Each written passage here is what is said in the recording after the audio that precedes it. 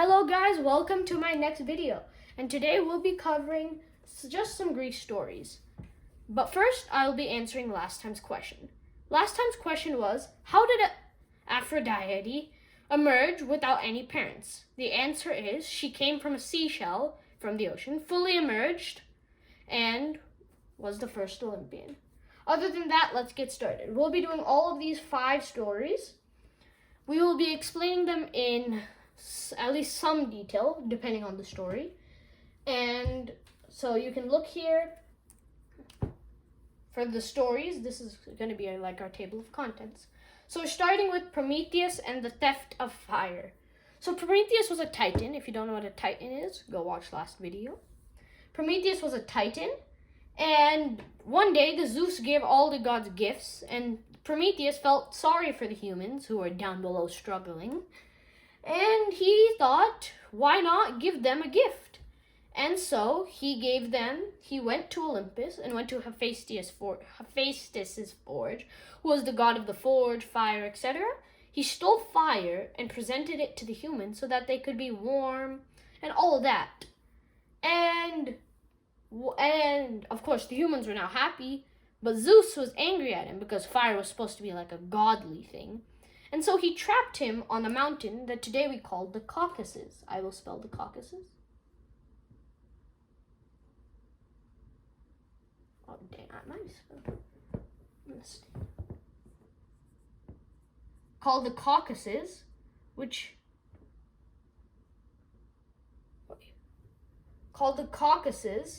which today is around modern-day Armenia and Azerbaijan. Until Zeus's son, Hercules, came and freed him.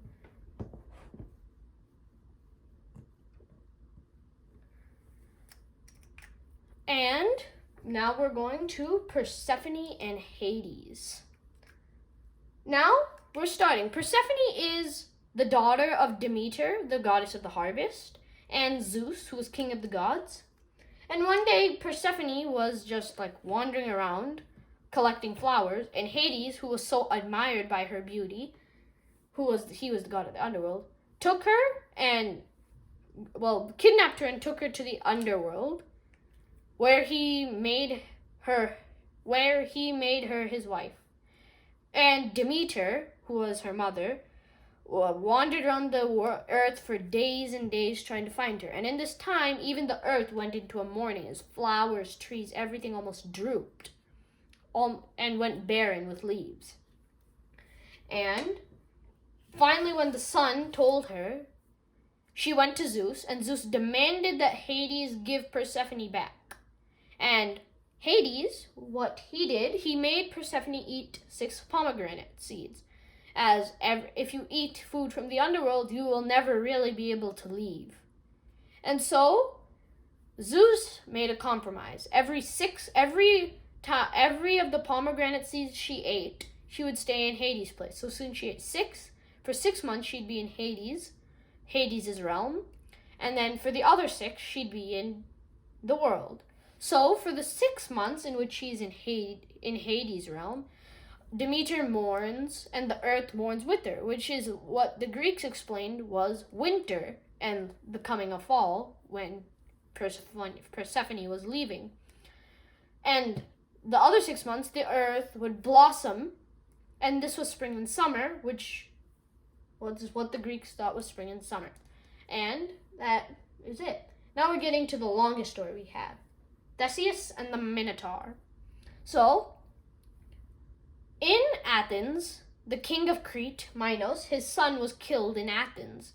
And so, for retribution, he had it that the Athenian king, Aegeus, I'll spell his name, he had the Athenian king Aegeus every 7 years. Aegeus would have to give some Athenian people to Minos, where Minos would put them in the labyrinth, which was this huge maze. And there was a Minotaur in there. And they would be wandering around this endless maze. And then they would be killed by the Minotaur. And finally, the king Aegeus' son, Theseus, I'll write his name too, decided that enough was enough, and he decided to be one of the people on the voyage, and decided that he would go and slay the Minotaur. And Aegeus told Theseus that when he came back, put up white sails so that Aegeus knew it was him. And Theseus agreed. So he went to Crete, and he saw Minos' daughter, Adrian, and they fell in love. And Adrian gave him this string or big piece of yarn, so that when he took it to the labyrinth and then he killed the Minotaur, he would come out by following the yarn back out. And then he did kill the Minotaur and saved the Athenians in the maze. He then came out through the yarn, and then he took Adrian with him, and they went on a ship. And when they were there, they reached an island, and they just rested there. And in his dreams, a god came and told him that you have to leave Adrian here because she is my wife. She will be my wife. And so Theseus agreed with the god, and he said, okay, and he left Adrian where she would marry the god. And then when he went back, he forgot to put up the white sails, and the sails stayed black. So the king Aegeus thought that his son was dead, and so he jumped, which is why that sea is called the Aegean Sea. I explained this a little in my first Greek video. Now we are going to Daedalus and Icarus. And personally, this is probably my favorite Greek mythology story. It's just interesting if you ask me. Daedalus, who was this amazing inventor. This also ties in with Theseus and the Minotaur. Daedalus, who was this amazing inventor, had a son. His son was named Icarus, or Icarus, depending on how you pronounce it. And Minos, the king of Crete, made them build a labyrinth, which is the maze that he put the Minotaur in. And they built the labyrinth, and after they built it, Minos had them trapped so that they couldn't tell anybody how to escape the labyrinth. So Daedalus and Icarus had to find a way out.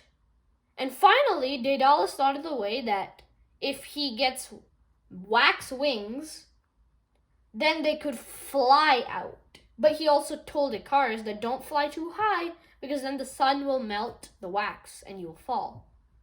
And so they started on their journey, and once they reached around Delos, which was where Apollo and Artemis were born, two of the Olympians. Watch my last video if you want to know more about that. Icarus was so happy that they were free of Crete and free of that he went super high and the wax wings melted. Now Daedalus did try and save him, but Icarus plunged into the water, where he was killed. And in his memory, Daedalus named that place Icaria, in name of his son Icarus.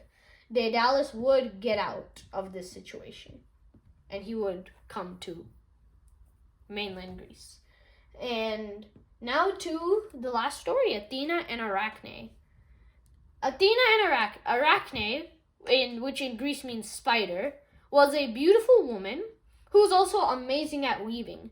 And she thought she was better than Athena at weaving. Athena was the god of weaving. Well, that was one of her patrons. She was the patron of weaving. And Arachne challenged Athena to a contest that who would be better at weaving.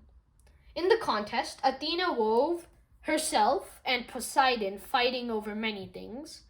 If you want to know some of the things they fought over, watch the last video. Fighting over many things, and Arachne weaved the naughty things that the gods did, the bad things that the gods did. And Athena, angered at this sight, decided that Arachne should be punished. And so she cursed Arachne to be a spider, which is why Arachne in Greek means spider, for all her life and to hang from a web. So in Greek mythology, Arachne was the mother of spiders, the first spider, made by Athena as a punishment. And the question for today, that is it. I hope you enjoyed this. I might make a second mythology part, But other than that, we're probably going to get to Macedon, so look out for that. If you like Alexander the Great and all of him and you want to learn about him, I will be doing that next. And so today's question is from Theseus and the Minotaur. You might have noticed. What is the name of the island that Theseus and Adrian landed on? So there was an island that they went to, and they rested, and then a god told Theseus to leave her behind. What was the island's name, and what was the god who told Theseus to do this? What was the god's name as well? Those are the questions. I hope you enjoyed. That is all for today's video. See you guys next time. Bye.